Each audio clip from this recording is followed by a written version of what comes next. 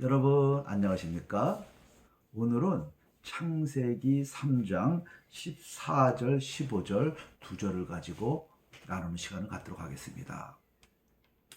아담과 하와가 하나님께서 명하신 선악과 열매를 먹지 말라 했던 그 명령을 어기고 그걸 먹임으로써 저주를 받습니다.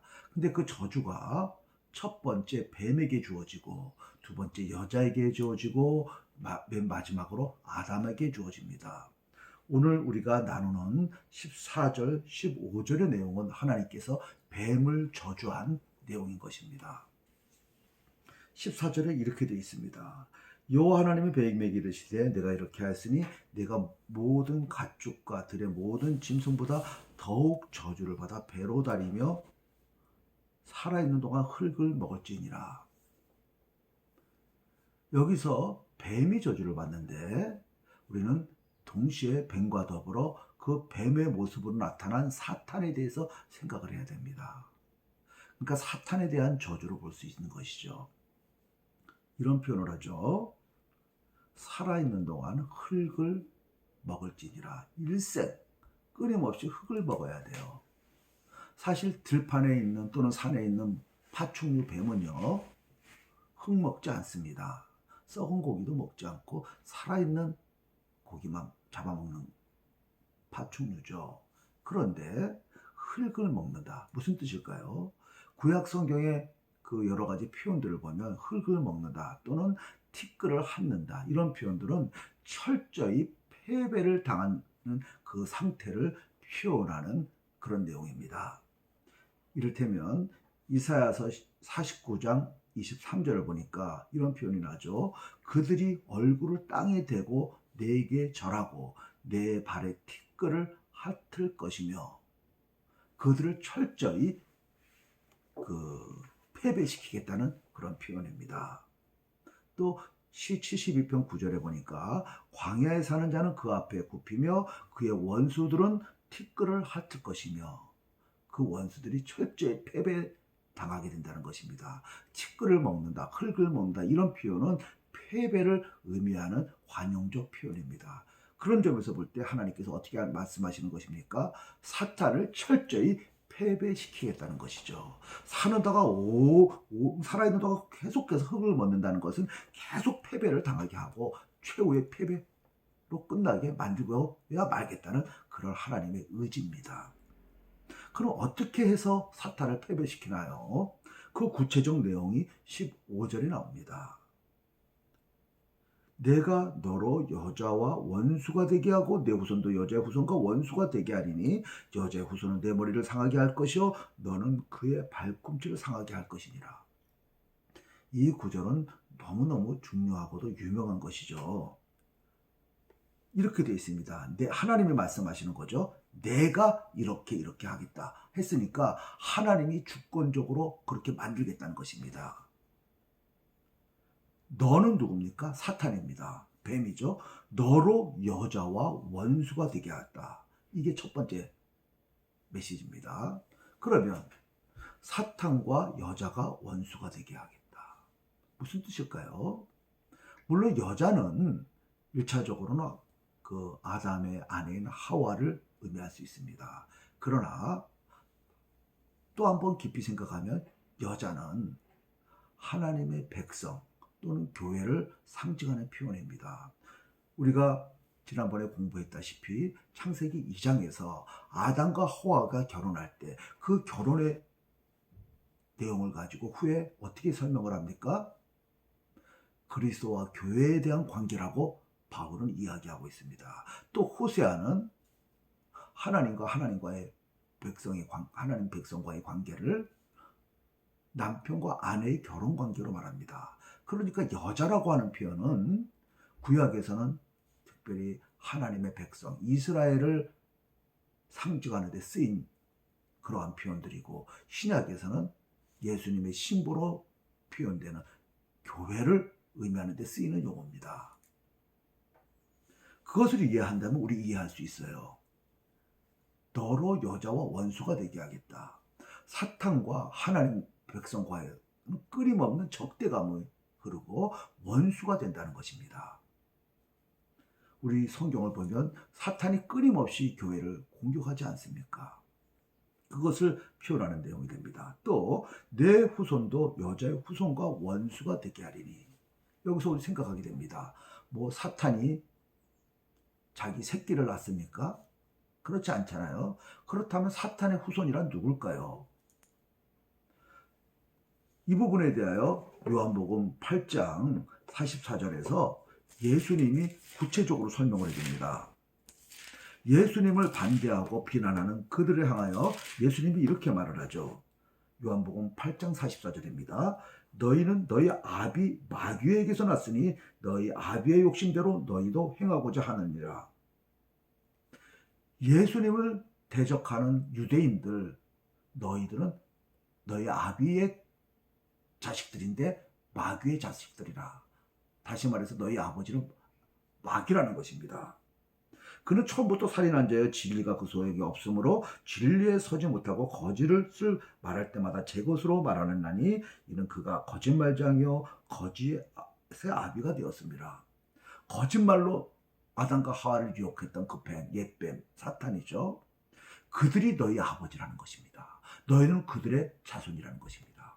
유대인에게 이렇게 말합니다. 그러니까 누구든지 사탄의 종이 되어 사탄이 하라는 대로 하는 자들, 그들은 사탄의 후손입니다. 그런 관점으로 창세기 3장 15절도 이해해야 됩니다. 내 후손, 사탄에 사로잡힌 그들의 종들, 그들과 여자의 후손 사이에도 원수가 되게 한다는 것이죠. 그럼 여인의 후손은 누굽니까? 하나님의 백성들이죠. 그들이 자녀를 낳아서 계속 하나님을 믿는 하나님의 백성들, 신약으로 말하면 교회들, 그들과 하나님의 나라를 대적하는 그들, 여인의 후손과 뱀의 후손 사이에 적대감이 일어나 끊임없이 싸움을 하게 된다는 것이죠. 원수가 됐다고 말합니다. 그 싸움이 끊임없이 이루어지다가 여인의 후손이 또 나타납니다. 그가 누구냐 하니까 어떤 단수예요. 그가 나타나서 내 머리, 사탄의 머리를 상하게 할 것이다. 그리고 너는 그의 발꿈치를 상하게 할 것이다 라고 말합니다. 머리를 상하게 했다는 것은 치명상이죠. 그리고 발꿈치를 상하게 했다는 것은 상처를 입긴 입지만 치명상은 아니고 조금 상처 입는 것입니다. 이것이 무엇을 의미할까요? 이 부분에 대하여 사도 바울은 이렇게 표현합니다. 갈라디아서 4장 4절에서 때가 참에 하나님이 그 아들을 보내사 여자에게서 나게 하시고 말합니다.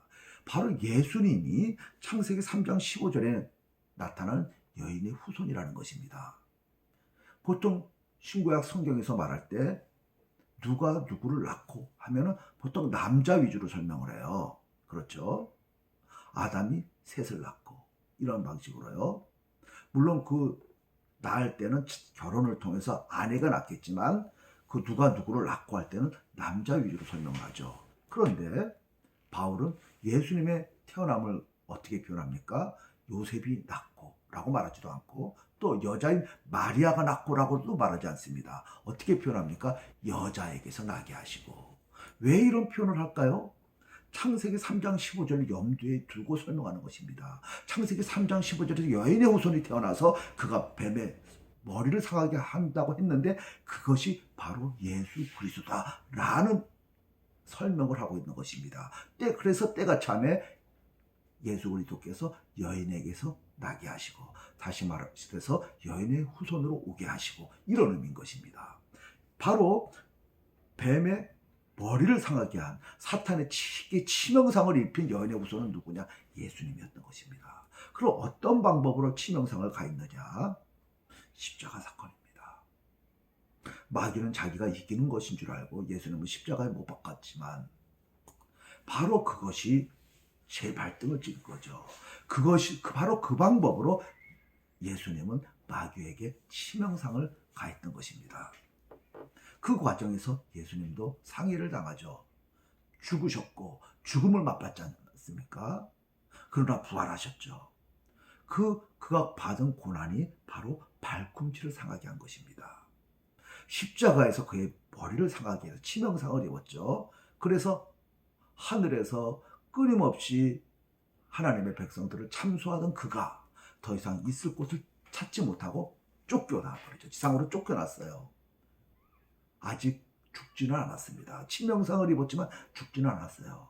최후의 발악을 하죠. 무슨 일을 합니까? 여자를 공격해요.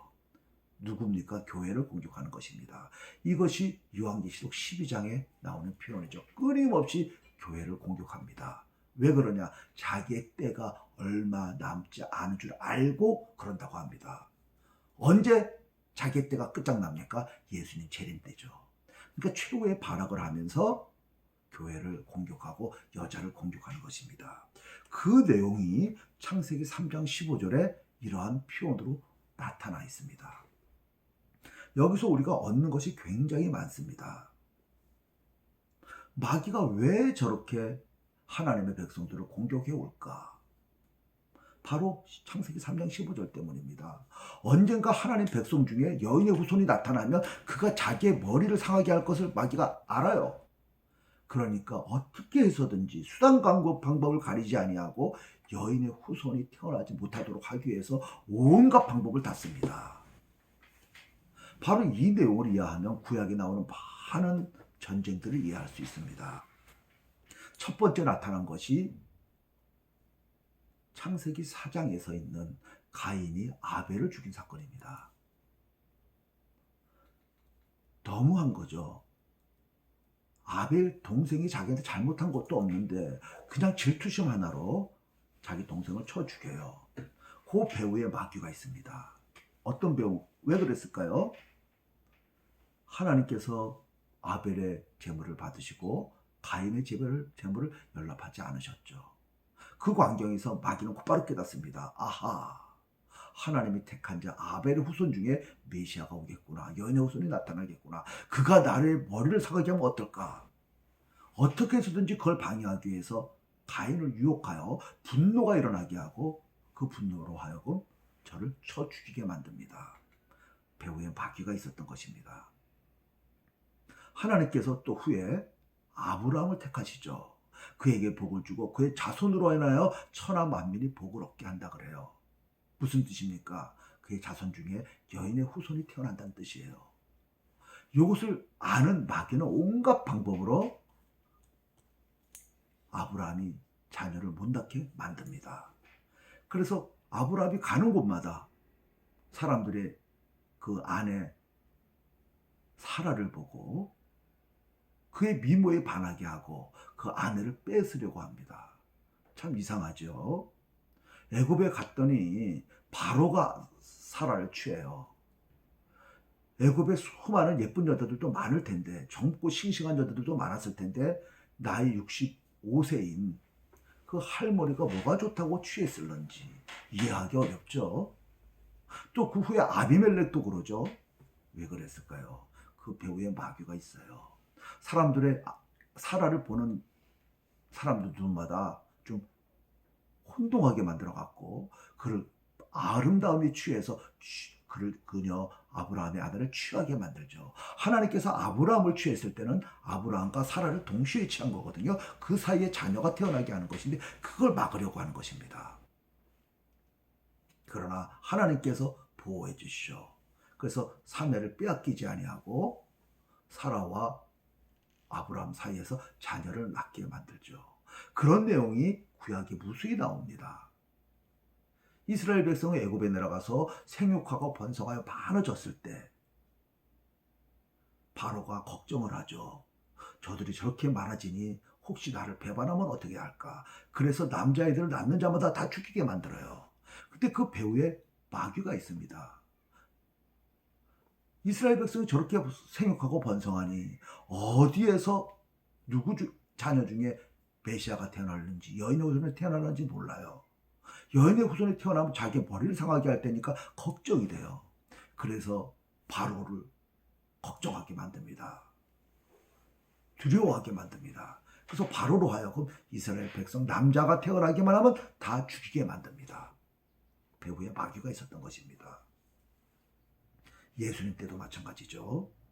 예수님이 태어나니까 마귀가 헤롯을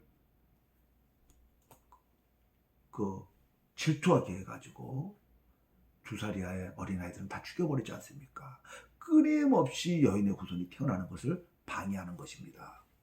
그뿐만이 아닙니다. 구약의 많은 이스라엘과 이웃나라와의 전쟁이 바로 이런 관점에서 이해할 수 있습니다.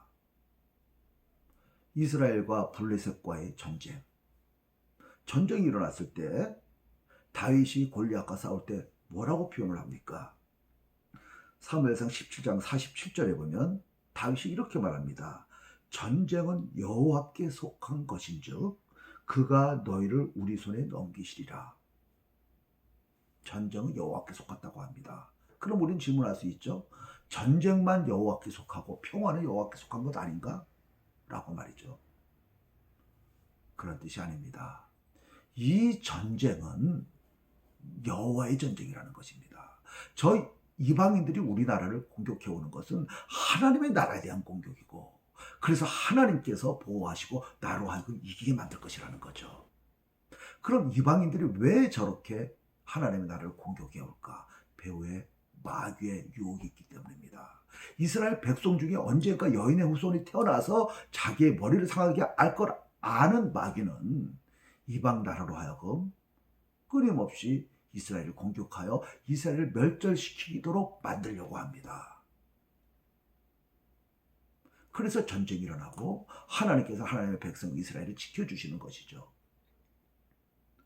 이 내용이 아주 극명하게 표현된 곳이 역대하 20장에 나오는 20장 15절입니다. 여호사밧의 말입니다. 이런 표현을 하죠.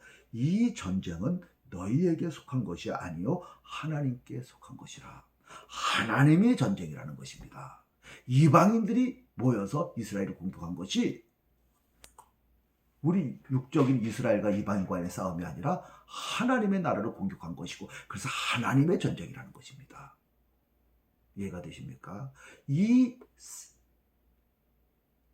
마귀와 여인과의 적대감, 마귀의 후손과 여인의 후손과의 적대감, 이 전쟁, 이것을 올바로 이해할 때 우리는 하나님의 역사를 이끌어 가시는 그 방법을 이해할 수 있습니다. 제가 젊은 시절에 말이죠, 신약의 하나님과 구약의 하나님이 차이가 나는 것 같아가지고 이해가 잘 안 갔어요. 신약 시대 하나님은 보편적인 사랑의 하나님이신데 구약의 하나님은 마치 편협한 사랑의 하나님 같이 느껴졌던 것입니다. 이해가 잘 안 갔어요. 하나님의 입장에서 볼 때는 블레셋이나 이스라엘이나 조그만 나라들인데 그들끼리 싸우는데 왜 한쪽 편만 들까? 마치 이런 생각이 들었어요. 한 길모퉁이에서 초등학생 2명이 싸우고 있는데 지나가던 대학생이 야, 니들 싸지 말고 사이좋게 놀아라 라고 말하지 아니하고 한쪽 편을 들어서 한쪽 초등학생을 혼내고 때려주는 그런 것 같은 느낌을 들었어요. 그래서 이해를 못했죠. 그러나 창세기 3장 15절을 이해하고 나서는 아하, 그랬구나. 이스라엘과 블레셋 간의 싸움이 단순한 작은 민족 둘만의 싸움이 아니라 영적 전쟁이었구나. 하나님의 백성을 멸절시키려는 마귀의 사탄의 도전이었구나. 그것을 알게 되었습니다. 그러니까 하나님께서 하나님의 나라 백성을 보호할 수밖에요. 왜 보호해야 됩니까? 그들 중에 메시아 여인의 후손이 태어나야 이스라엘 백성뿐만 아니라 이방 백성들까지도 구원시킬 수 있기 때문이죠. 그러니까 구약의 하나님은 보편적 사랑의 하나님이었던 것입니다. 블레셋도 사랑하고 이스라엘도 사랑하고 하나님의 나라인 이스라엘 사랑을 뿐만 아니라 이방까지도 사랑해서 그들까지도 구원하려고 했던 하나님의 계획이 있었던 것입니다. 그럼 어떻게 해야 그것이 가능해지느냐? 이스라엘을 구원시켜야 돼요. 그래야 그들 중에 메시아가 태어나서 여인의 후손이 태어나서 구속을 완성하시고 이방인까지도 구원할 수 있기 때문인 것입니다. 그러한 하나님의 역사를 이끌어 가시는 그 모든 계획이 창세기 3장 15절에 기록되어 있습니다. 하나님의 백성 중에 여인의 후손이 태어나서 사탄의 머리를 상하게 하는 것이죠. 그가 과연 오셔서 십자가상에서 사탄의 머리를 상하게 했습니다. 그럼 지금은 어떻습니까? 우리도 역시 여인의 후손의 계열에 있습니다. 우리도 뱀의 후손들과 싸우고 있죠. 그래서 사도 바울은 이렇게 표현을 합니다.